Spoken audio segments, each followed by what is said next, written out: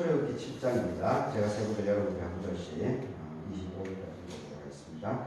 여호와께서 모세에게 이르시되 볼지어다 내가 너를 바로에게 신같이 되게 하였음즉 너의 형 아론은 너의 대언자가 되리니 내가 너에게 명령한 바를 너는 너의 형 아론에게 말을 하고 명령한 바를 너는 너의 형 아론에게 말하고 그는 바로에게 말하여 그에게 이스라엘 자손을 그 땅에서 내보내게 할지니라. 내가 바로의 마음을 완악하게 하고 내 표징과 내 이적을 애굽 땅에서 많이 행할 것이지만 바로가 너의 말을 듣지 아니할 터인즉 내가 내 손을 애굽에 뻗쳐 여러 큰 심판을 그리고 내 군대 내 백성 이스라엘 자손을 그 땅에서 인도하여 낼지라.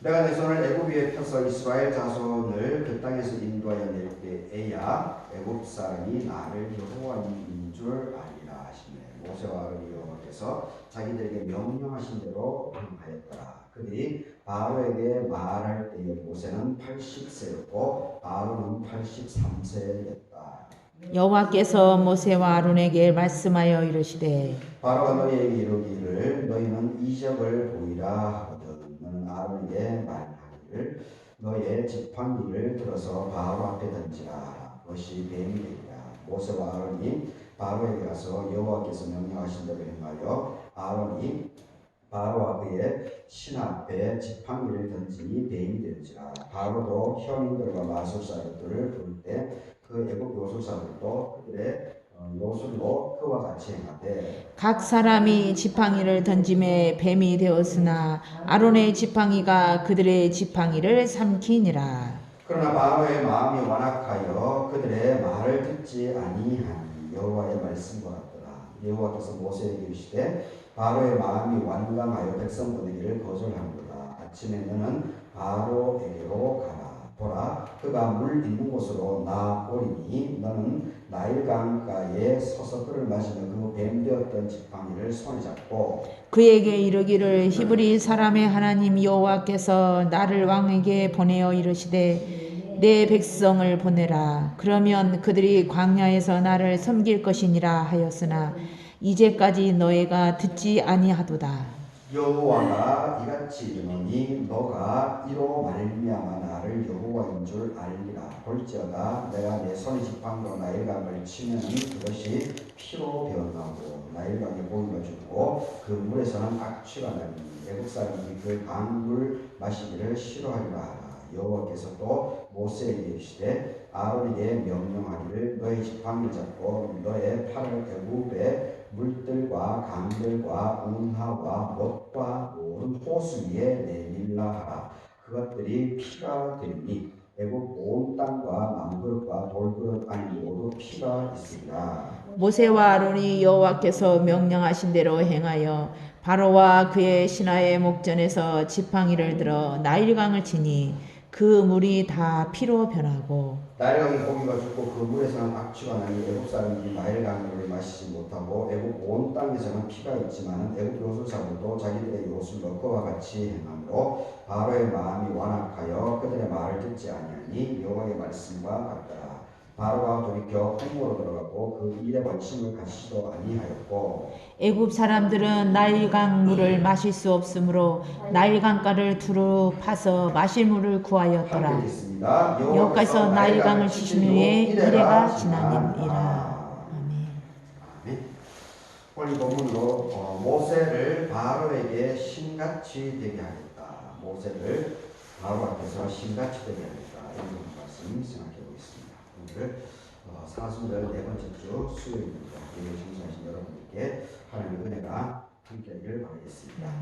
오늘 이제 드디어 하나님께서 출애굽 이집트로부터 노예 생활 450년 되는 노예 생활의 종지부를 끊기 위해서 구체적으로 하나님께서 눈에 보이는 것으로 역사에 나아가는 10가지 재앙 중에 이제 첫 번째 재앙을 오늘 여기에 언급하고 있습니다.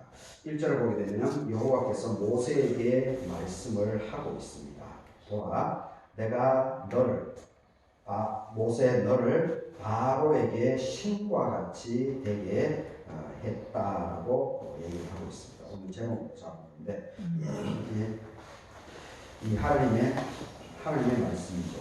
바로가 볼 때 모세 너는 신과 같은 그런 느낌으로 바로에게 다가갈 것이다. 이렇게 얘기를 하고 있습니다. 이 하나님의 명령 그대로 사실 이 10가지 재앙이 아주 규모가 엄청나죠. 오늘 이 피재앙을 보게 되면 이 나일강 전체 그리고 여기 19절을 보게 되면 이 규모가 얼마나 큰지를 볼 수가 있습니다. 너의 지팡이를 잡고 너의 팔을 애굽의 물이죠. 애굽에 있는 모든 물을 얘기합니다.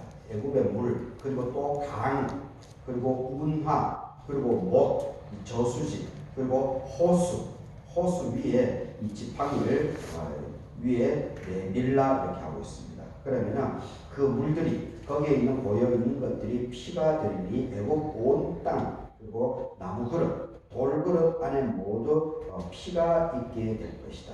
이렇게 얘기를 하고 있는 것을 보게 됩니다. 하여튼 이 규모가 보통 규모가 아니죠. 하여튼 이집트에 있는 모든 영역들이 10가지 대항이 다 그렇습니다. 10가지 재앙들이 전부 다 이 규모가 이 바로가 있는 그 통치 영역에 있는 그 모든 곳에 이것이 다 이렇게 적용되는 것을 보게 됩니다. 그러니까 이제 1절에 이 말씀이 맞죠. 하나님께서 모세 너를 바로에게 신과 같이 되게 했다라고 하는 것이 이것을 언급하고 있습니다. 그냥 쉽게 되는 부분이 아니고 대규모적으로 전국적으로 그 현상들이 일어나기 때문에 바로가 모세 너를 신이구나 이렇게 느낄 수밖에 없도록 내가 너에게 함께 하겠다라고 얘기를 하고 있습니다. 그래서 여기를 보게 되면은 지난주에 얘기했듯이 7절을 보게 되면은 그들이 바로에게 말을 할 때에 모세가 몇 살이라고요? 80. 모세는 80살이었죠. 그리고 아론은 몇 살이죠? 83. 아론은 83세입니다. 지난주에 이제 이 모세와 아론이 이제 족보 6장에 족보가 나와 있는 걸 봤죠. 레위 지파 그 야곱의 셋째 아들 레위 지파에서 이 제사장 가문들이 쭉 나오게 되죠. 그리고 이 모세와 아론도 이렇게 이 레위 지파 후손이다라고 하는 것이 이 6장에 기록되어져 있는 것을 보게 됩니다. 그리고 이 모세와 이 아론이 형이었다라고 하는 것이 이제 여기서 3살이 더 많은 모세보다 3살이 더 많은 형이었다라는 것을 여기서 기록으로 남겨놓고 있는 것을 보게 됩니다. 그래서 이제 이 하나님께서 이 아론의 지팡이를 첫 번째 이제 역사를 하기를 이제 지팡이를 던지니까 이제 뱀이 되는 그런 일이 벌어지죠. 근데 12절에 보게 되면 각 사람이 지팡이를 던지며 뱀이 되었다. 이거 이제 이집트에서도 지팡이가 뱀이 되는 것. 지팡이가 뱀이 되는 이거는 우리들이 보게 되면 참 기이한 일이죠. 기이한 일인데 여기서 참 특이한 것은 11절을 보게 되면 바로도 현인들과 마술사들을 불렀다 이렇게 얘기합니다. 이게 아론의 지팡이를 던지니까 뱀이 되니까 그러니까 이 바로도 야 그 정도야 나도 할 수 있어 이렇게 하는 거죠. 그러면서 이집트의 이제 마술사들, 용한 점쟁이들, 우리로 얘기하면은 용한 무당들, 그런 현인들과 마술사 이 사람들을 부르죠. 그래서 애굽의 요술사들이 그들의 요술로 그와 같이 던지니까 전부 다 뱀이 되죠. 그러니까 이거 그 정도는 뭐 아무것도 아니라는 겁니다. 근데 특이한 것은 이제 12절에 보게 되면은 이 바로 이집트의 마술사, 요술사 이 사람들이 지팡이를 던져서 뱀이 되었는데, 근데 아론의 지팡이가 그것들을 다 이렇게 집어 먹었다라고 하는 표현을 합니다. 집어 먹었다, 삼켰다. 아주 상징적이죠. 벌써 이집트의 그러한 것들, 이집트의 힘이라고 하는 것이 하나님의 역사 앞에서는 꼼짝을 할 수 없다라고 하는 그런 상징적인 그런 언어로 이렇게 하고 있는 것을 보게 됩니다. 그러니까 이제 13절에 보게 되면 바로의 마음이 완악했다. 바로의 마음이 완악했다. 그래서 이 신과 같이 하나님의 역사가 강력하게 일어나고 있는 이것을 바로의 마음은 여전히 완악했기 때문에 이것을 거부를 듣지 않았다고 13절에 얘기를 하고 있습니다. 참 완악하다라고 하는 말이 성경에 이제 많이 나오죠. 완고하다, 완악하다, 고집이 세다, 그리고 악하다, 자기 생각을 하나님 앞에 내려놓지 못한다. 그런 부분으로 완악한 그런 표현을 쓰고 있는데, 하여튼 이 하나님 앞에서 이 완악한 것은 하나님을 거부하는 거죠. 그리고 결국은 이 완악한 것으로 인해서 완고함으로 인해서 결국은 본인이 다칩니다. 본인이 그 완악한 그 사람이 다칩니다. 이 사도 그 베드로도 보게 되면 참 자기 뭐 12명의 제자들이 다 그랬죠. 물론 가룟 유다는 일찍 죽었기 때문에 가룟 유다는 빼더라도 모든 제자들이 전부 다 자기 생각을 버리지 못했습니다. 예수님께서는 하나님의 아들로 그리고 십자가의 죽음의 길 그리고 부활의 길을 예수님은 간다라고 하는 것을 본인 스스로가 어느 정도 이 감을 잡고 있었습니다. 물론 이제 겟세마네 동산에서 마지막 금요일 날 죽음을 앞둔 그 새벽에 예수님께서 자기는 이것을 거부하고 싶다. 십자가의 죽음의 길을 가고 싶지 않다. 이렇게 고백하는 이렇게 버거워하는 그런 내용은 있지만은 그럼에도 불구하고 더 새벽에 기도가 깊어지면서 이 하나님의 명령, 하나님의 길 그것을 예수님께서 온전히 이렇게 받아들이면서 십자가의 길로 가는 것을 보게 됩니다. 그런데 이 제자들은 예수님이 죽고 난 뒤에도 죽음 이후에도 자기의 생각, 자기의 잘못된 왜곡된 생각 그것을 버릴 줄을 모릅니다. 그래서 결국 꼭 예수님 돌아가시자마자 전부 다 뿔뿔이 다 흩어지죠. 자기 삶의 인장으로 다시 과거로 회개를 하죠. 과거 회개.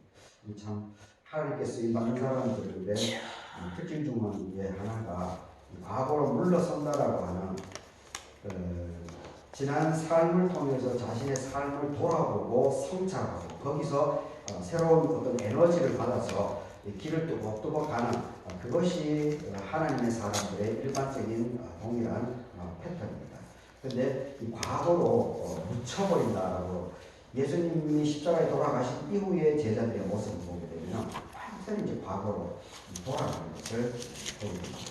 그래서 결국은 하나님께서 그 제자들에게 마가다락방의 성령 강림의 사건을 통해서 그때서야 온전히 이 제자들이 변화가 일어나게 되는 것을 보게 됩니다. 사도 바울의 삶을 또 보게 되면 다마색 도성에서 예수 그리스도 이 빛으로 보게 되고 그리고 눈이 어두워지게 되고 그리고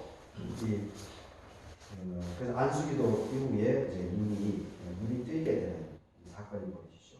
근데 그 이후로 이제 사도 바울이 아주 이렇게 열정적으로 막 이렇게 예수 그리스도를 증언하지 않습니까? 근데 일반적으로 그것이 이제 눈이 그 예수 그리스도를 다마섹에서 체험하고 곧바로 그렇게 했다라고 보통 우리는 생각하기 쉬운데 그것이 아닙니다.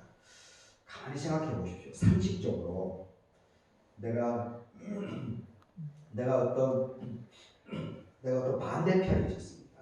내가 반대편에 있었는데 감동이 일어나고 설득이 되어가지고 그쪽 내가 반대하는 진영으로 갔습니다.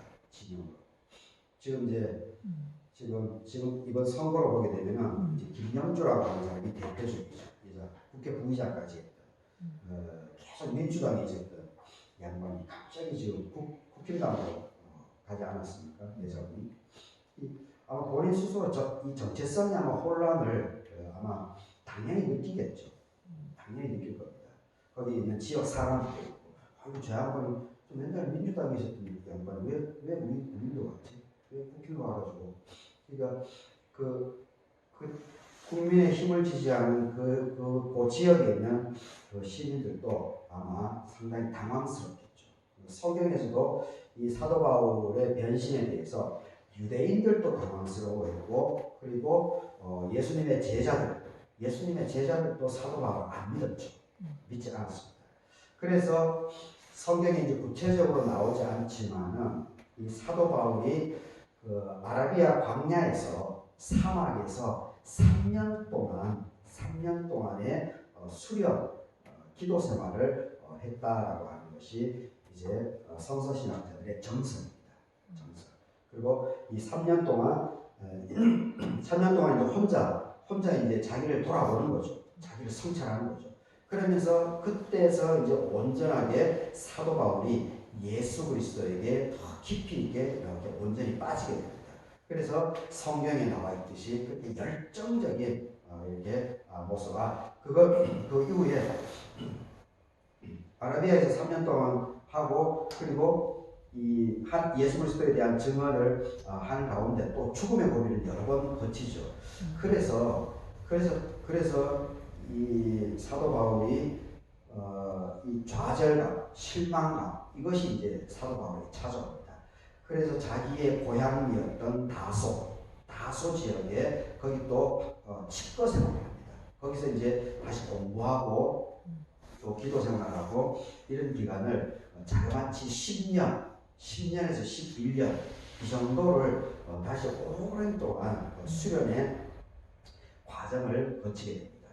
근데 그 이후에 이제 그 10년, 11년 이후에, 그리고 아라비아에서 3년, 그리고 그러니까 한 14, 5년을 이 사도 바울이 자기 생각의 변화가 자기 체험에 의해서, 물론 하나님은 강권적인 역사지만 이 강권적인 역사에 의해서 이게 생각의 변화가 일어나기 때문에 자기 깊이 있게 자기 성찰을 다시 오랫동안 하는 것을 보게 됩니다. 그리고 나서 지금 성경에 나와 있는 이 사도 바울의 열정적인 그 모습이 이제 본격적으로 시작되는 것은 바로 안디옥 교회입니다. 안디옥 교회. 그때 누가 갑니까? 누가 등장하죠? 안디옥 교회가 예루살렘의 제사장 유다 집안에서 그 로마가 하나님 성전까지 막 파괴하고 우상 막 들어놓고 하니까 이 제사장 가문에서 예수님이 돌아가시고 이제 AD 70년이죠. 유다 폭동이라고 얘기를 하고 있는데 유다 혁명이죠. 유다 혁명이 일어났는데 이때 예수님이 돌아가시고 한 40년 뒤죠. 한 세대가 넘어간 뒤에 예루살렘에 있는 제사장. 근데 그때 로마가 철저하게 짓밟아버립니다. 철저하게 이 예루살렘에 있는 사람들을 학살을 시켜요. 그래서 그때 대대적으로 이 뿔뿔이 예루살렘 주변으로 막 살기 위해서 흩어집니다.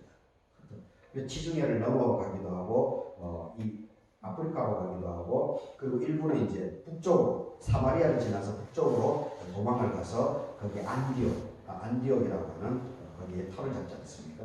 근데 하나님께서 이 안디옥에 하나님의 강력한 역사를, 그리고 이집트에는 이 알렉산드리아라고 하는 이 알렉산드리아와 이 안디옥이라고 하는 두 지역에 이 강력한 역사가 일어나서 여기에 기독교 공동체가 초창기 기독교 예수님의 죽음 이후에 초창기 기독교 공동체가 아주 강력하게 여기를 토를 잡습니다. 그래서 이제 전체 2000년 기독교 역사를 보게 되면 이쪽 알렉산드리아와 안디옥의 후손들이 그리스도인들이 거의 1000년의 정도의 상당히 영향력을 미쳐 나가는 것이 보고가 되고 있습니다. 그런데 그 안디옥이 이제 사람들이 그리스도인들이 핍박을 받아서 그쪽 안디옥에서 사람들이 모이게 되니까, 그리고 그 사람들이 이제 믿음 생활을 잘하는 겁니다. 그래서 이것이 이제 예루살렘에 있는 예루살렘 교회까지 소문이 퍼지게 되니까 사도가 없으니까, 목사가 없으니까 예루살렘 교회에서 거기 이제 바나바를 파송을 하죠. 그래서 바나바가 거기서 목회를 하는 과정 속에서 자기 혼자는 너무 사람들이 늘어나니까 자기 혼자는 버거우니까, 그래서 자기를 도와줄 사람이 누가 없을까 이렇게 물색을 하는 거죠. 그렇게 하다가 다소 고향에 칩거하고 10년이 넘도록 칩거하고 있었던 이 사도 바울이면 되겠다 그런 생각을 합니다. 그래서 직접 안디옥에서 다소까지 이 바나바가 직접 갑니다. 직접 가서 그 설득을 해서 안디옥으로 데리고 오죠. 그래서 이제 바나바하고 바울 협동을 해서 이제 안디옥에 엄청난 역사가 일어나면서, 그리고 사도 바울은 이제 3번에 걸쳐가지고 유명한 선교 여행을 아시아권으로, 그리고 결국은 이제 유럽으로까지 이렇게 하나님의 말씀을 증언하는 그런 것을 볼 수가 있습니다. 그래서 이 23절에서 이 마음이 완악한 것은 하나님의 역사를 이렇게 갉아먹습니다. 그래서 이게 참 쉽지 않은 건데, 참 이제 실제 삶의 현장에서 이 하나님의 뜻을 알고 내 생각을 접고 하나님의 뜻에 순종해 나가는 것, 참 이게 쉽지가 않습니다. 여튼 그런 것은,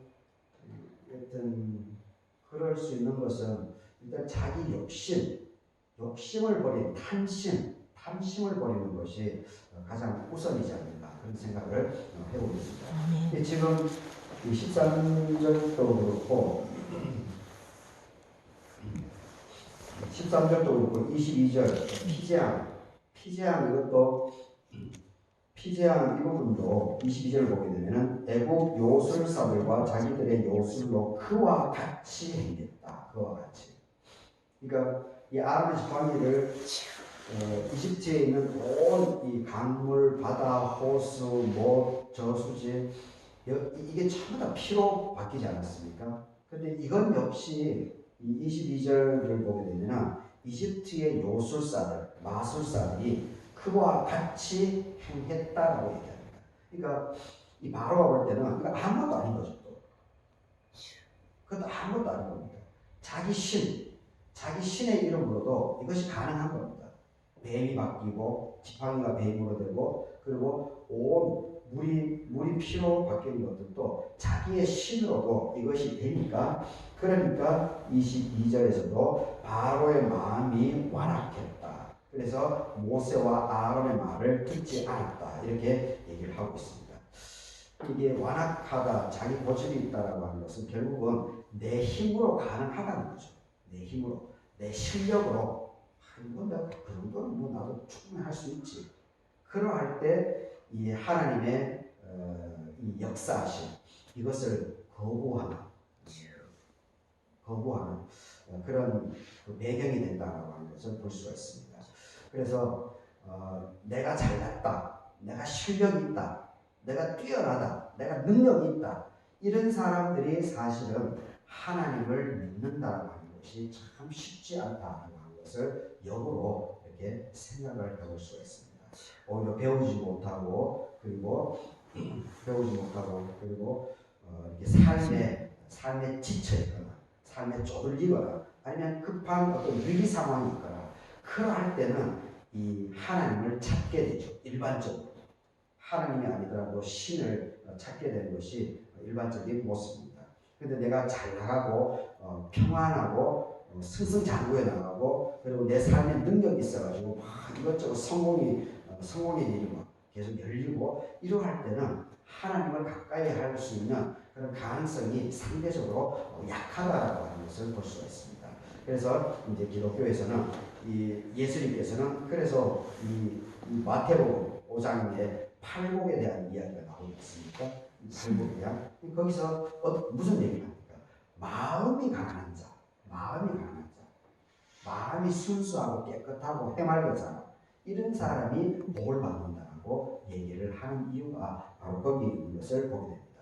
돈이 있다라고 해서, 지위가 높다라고 해서, 그리고 많은 명예가, 힘이 있다라고 하더라도 마음이 순수하면, 마음이 착하게 되면 이 하나님을 보는 눈이 열린다라고 얘기를 하고 있는 것을 보게 됩니다. 그래서 이 바로의 이 마음은 끝까지 완악한 마음, 그 정도로 자기가 강력한 힘을 갖고 있기 때문에 이 바로는 하나님의 표징들을, 그렇게 많은 표징들이 보여지는데도 불구하고 이것을 거부하고 있는 것을 보게 됩니다. 그래서 우리 삶 속에 바로 이 바로의 완악한 이러한 마음은 없는지 이번 한 주도 잘 살펴보면서 다음 한 주도 승리해 나가는 저와 여러분들의 삶이 될 수 있기를 바라겠습니다. 아멘. 같이 기도하도록 하겠습니다. 주여.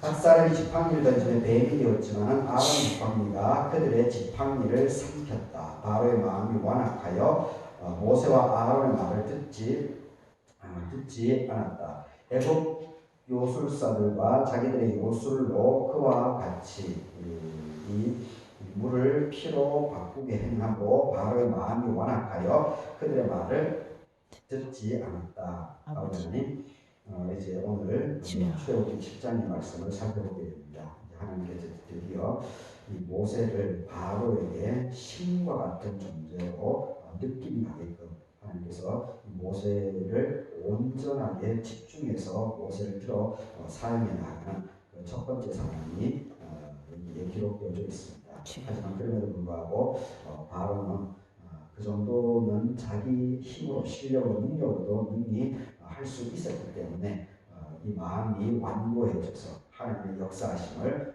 거부해 나가는 이러한 것을 보게 됩니다. 하나님 아버지, 우리 삶 속에 이러한 완악한 마음은 없는지 다시 돌아볼 수 있도록 도와주시옵소서. 그리고 내 마음속에 이런 완악함으로 하나님의 뜻을, 하나님의 길을 거부하는 그러한 생각이나 행태들, 이런 것을 온전히 깨닫게 해주시고 온전히 하나님께 순복해 나갈 수 있도록 순종해 나갈 수 있도록, 그래서 하나님께 쓰임받고 또 사람들에게 귀함을 받아나가는 교우들, 자녀 손들, 또 주의 제단이 될 수 있도록 하나님께서 앞서가 주셨기를 간구드립니다. 아멘. 남은 한 주간의 삶을 맡겨드립니다. 아멘. 예수님의 이름으로 기도드립니다. 아멘. 하늘 계신 우리 아버지여, 이름이 거룩히 여김을 받으시오며 나라의 마옵시며 뜻이 하늘에서 이루어진 같이 땅에서도 이루어지이다. 오늘날 우리에게 일용할 양식을 주옵시고 우리가 우리에게 죄 지은 자를 사하여 준 것 같이 우리 죄를 사하여 주시고 우리를 시험에 들게 하지 마옵시며 다만 악에서 구하옵소서. 대개 나라와 권세와 영광이 아버지께 영원히 있사옵나이다. 아멘. 수고하셨습니다. 한 주간도 평안하시길 바랍니다. 아멘.